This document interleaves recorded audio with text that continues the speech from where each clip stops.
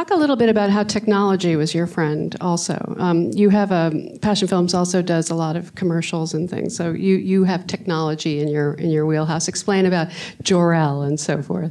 Well, I don't actually have the technology in my specific wheelhouse, but Passion Pictures, my company in London, is predominantly an animation company, and the animation side of the company is run by one of my greatest friends in life, Andrew Ruman, who's also my business partner, and is in fact an Academy Award winner in his own right for his animated short film, The Lost Thing, which he won an Oscar for, I think, 3 years ago. And when Stephen discovered that Marlon had his head scanned back in the day with the intention of it being created in CG within the computers, Stephen came to me and said, wouldn't it be amazing if we could actually finish the job, if we could take those original scans and create this animated version, this sort of authentic animated version of Stephen. And of course, what was so...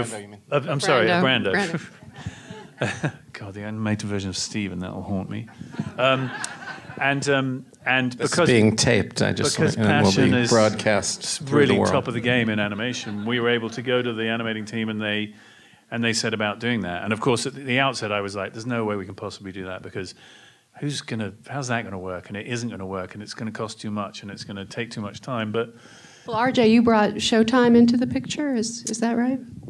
Well, I have a first look deal with Showtime for my documentary film. So the very origins of the project were, well, John and I were sitting around one day talking about things we might do, and among the possible subjects we discussed were Marlon Brando. And sometime after that, I heard that Mike Medavoy, of all people, was the executor of Brando's estate, and I had no idea. And so David Nevins and I, David Nevins, who is the president of Showtime, and I went over to meet with Mike and just have a chat one day and say, might this be something that you think that you would be interested in, the estate might be interested in?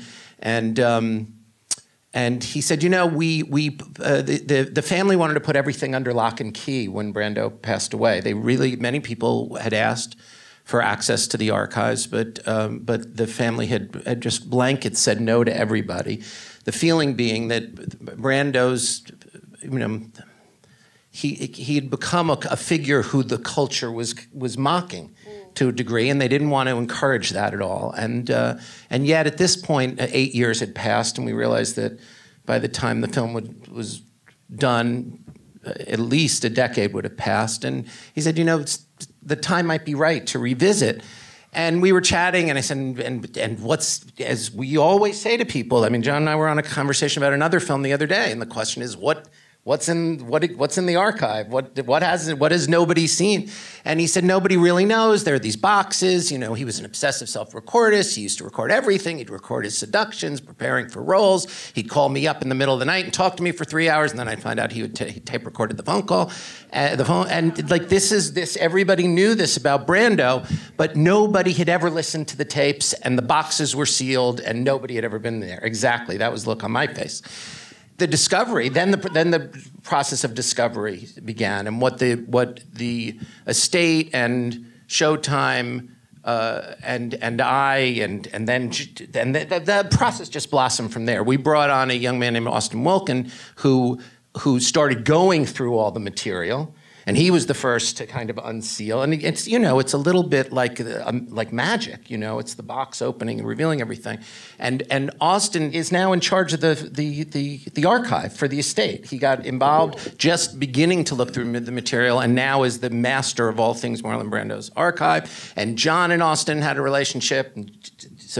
And then John thought Stephen should do this, so it all kind of came around, and that's how we all ended up doing this. In addition to the fact that we had for many years said, what can we do together? And this was the first film we decided to make together.